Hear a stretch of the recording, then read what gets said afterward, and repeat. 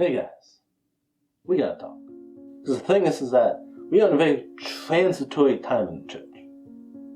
Because we see a shift in our culture. And the thing is that people my age are no longer being pulled towards the traditional way of doing church. If you look at a lot of traditional churches, and most of the ones I've been to, it's primarily the people that are my parents' age and the people that are their parents' age. There's no one my age there. And so, why is this? Why is there nobody my age? Because they're failing to effectively minister. Because their outreach isn't designed for us anymore. Because we have changed. And so we're leaving the traditional church in droves. And so now, what are we supposed to do about this?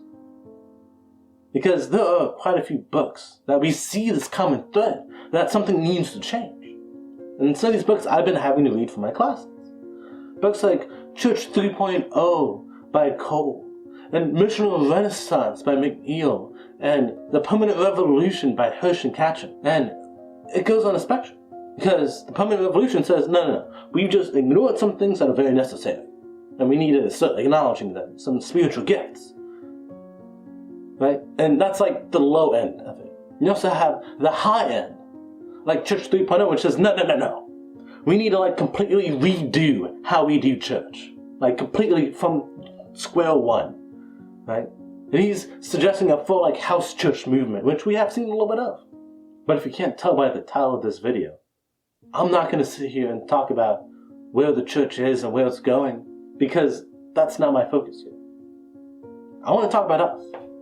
I want to talk about the online ministry space, where we are, where we need to be. Because there are some very good online ministries out there. There are ministries like the Bible Project, right? And they do some amazing teaching. And I'll bring them up again later as we get into the floor. The church trying to figure out how we fit into it. Because we do fit into the church. We just got to know how.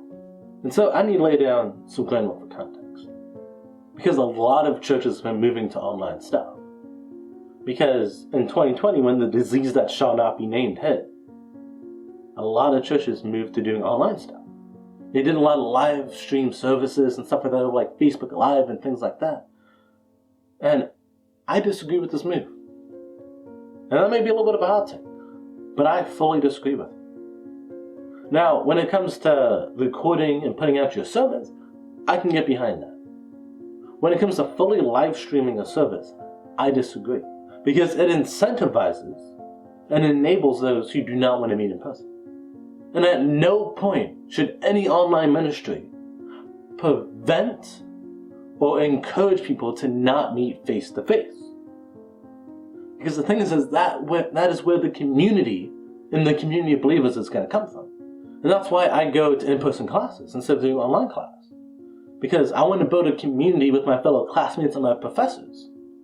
And I can't do that online. Because if the only chance I have to communicate with people is during lecture time, then I'm never going to talk to anybody. And similarly for the live stream church. Because when we're getting together, we need to be building community. We need to be doing life together. And we're not going to get that. We're not going to have those side conversations. Talking about how your mom's doing. If you're only showing up to watch the live stream. And sure, you may communicate with some people in the comments during the live stream. If you do. Which I have not seen a lot of. But even then, those are not the people you're doing life with. Those are people that aren't going to be there when you get married. That aren't going to be there when you lose the loved one. That are not going to be there for the big life moments. But when you go in person, when you really build those relationships, those are people that will be there. For all of those moments of life. For all the griefs and the joys. And so no, I don't think we should be live streaming services, because they can take that as a replacement for going to church. And that's not what online ministry is. That's not what it ever should be. But notice I said the caveat, right? I believe in recording and putting out sermons, because the online ministry space, I think, needs to be oriented towards teaching. And now, I'm not saying that local churches shouldn't do anything online. Far from it. What they should be doing is doing some teaching online, and that they should also be doing announcements and prayer requests and things like that online. That they need to be looking at how they can utilize these tools, which encourages people to come in. Which is things like advertising small groups, advertising Christmas events, say, hey, we meet at this time on Sunday. Because the thing is that people my age, we're looking online for stuff, for places to go, right? If I'm looking for a pizza place, I ain't driving around until I find one. I'm going to look it up. I'm going to find the locations, read some reviews, stuff like that. And the same is true for church. If I'm looking for a church, I'm not going to drive around to find one. I'm going to look them up online. And if your church isn't online, I'm not going to find you. Plain and simple. I'm not even going to know that you exist. Because that's not how I look for things. And now, here's the thing. Is that they need to be building an online presence. And they say, hey, here's our church, here's what we believe, and maybe here's some teaching stuff. Sure, that's good and that's proper. Hey, here's a few sermons of our pastor. Right? Hey, here's a few out clips of it. Hey, here's what we believe in a video format. Hey, here's what we believe in text format. Hey, here is some of the small groups we're doing. Hey, here's some small groups that need some love. Hey, here's a charity drive we're trying to contribute to. Why don't you contribute some as well? Why don't you help volunteer at the soup kitchen that we're doing? Whatever. That's good, and I encourage that. But I do not encourage just straight live streams. Now, I think that, especially for people like me, who are both engaged in church, but also do this kind of at arm's reach from the church, that we serve as a multivitamin. Right? Because if you take multivitamins, you do not replace meals with them. Right? Going to meet with the community of believers is the meal. We are the multivitamin. We are filling in the gaps, which is why I believe that we should be doing a lot of the teaching. Because people do a lot of learning online now. When I want to know something, I look it up on Google. Right? I have cats. Right? I've never owned cats before I got married. So I've done a lot of research on how to care for cats and what they do and why they do weird things all the time, because they are weird. But here's the thing. I'm not going to go to somebody and ask them about cats. I'm looking up online. Because it's easier, it's more convenient. I'm not driving all the way out to the vet to go ask them why my cat is making weird noises. No. I might ask them if I happen to see them. And the same is true for pastors. I'm not going to go seek him out because I want to know what Ephesians 4 says. If I happen to be talking to him, sure, I'll pop the question. But the point remains, there are so many free and wonderful tools online. And online ministry is one of them. If you want to know what Romans 12 says and want to know about it, you can look it up. Again, I bring up the Bible Project as a perfect example. They're providing tools to help equip you with knowledge. And that's a beautiful thing. And I highly encourage ministries like that to be online. Because they're easily accessible and they're providing good, free tools. Now, should all the tools be free? That's a pass-up. There should be freely accessible and quality tools. And there's also other tools as well that maybe aren't as free.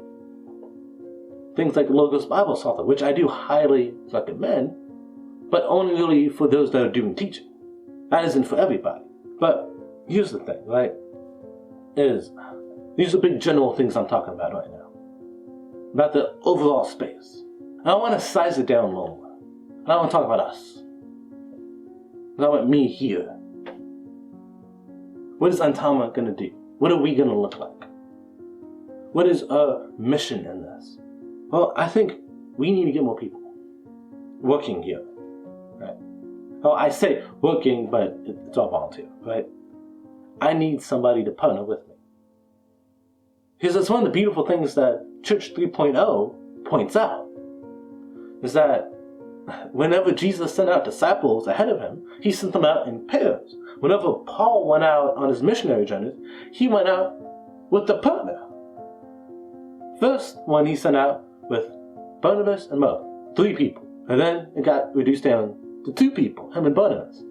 And the future missionary journeys, it's him and Silas. Notice there's a very core group there of him doing ministry with 1 or 2 other people. And that's what I need here, is one or two other people to do this with. Because right now it's just me. And I'm not going to be nearly as effective if it's just me. The thing is that I have shortcomings. Right? Sure, I can teach, but I'm not great at outreach. I am not very good. I'm not at all good at marketing. Like, I'm trash at it. Which is why I might be the only one that watches this video, me and my classmates, because this is a project. And that's okay. Because that's another thing, is I need to redefine success. And we really do overall in the online ministry space. Because just like traditional church, that get obsessed with how many you're attending every Sunday, many online ministries are obsessed with how many people read this, how many people watched this, what are our numbers? And numbers isn't the end goal. No. Because I want to equip you. I want to encourage you in the Word of God. And knowledge about Him, about His ways, about His promises, so that you can reach out to other people. Because I may fall short on that, but if I can equip you to do it, well, it's beautiful. Because I may not be able to do it myself. I may fail to do it myself. I may be inadequate. But if I can equip you to do that, then the system works. Because I'm not alone. Because I want to help you, I want to teach you. And so my success is not predicated on how many people watch this. My success is predicated on how much I can impact your life. How much I can equip you to impact others. Because I don't care if the other person ever watches me. As long as I played some role in impacting their life. That's all I care about. So if only 5 people ever watch any of my stuff, but they go out and they impact people, then that's all that matters. Then I am successful. Regardless of the amount of people who watch my videos. And that's a mentality we need to have for online ministry. It doesn't matter how many people watch. It doesn't matter how big you grow. Because in all reality, the most life change is happening in small house churches nowadays, not mega churches. It's not with the huge attendances. It's in the small communities. And all I want to do is empower those small communities to equip them even better, to fill in those gaps. Because I'm just a multivitamin. I'm no meal.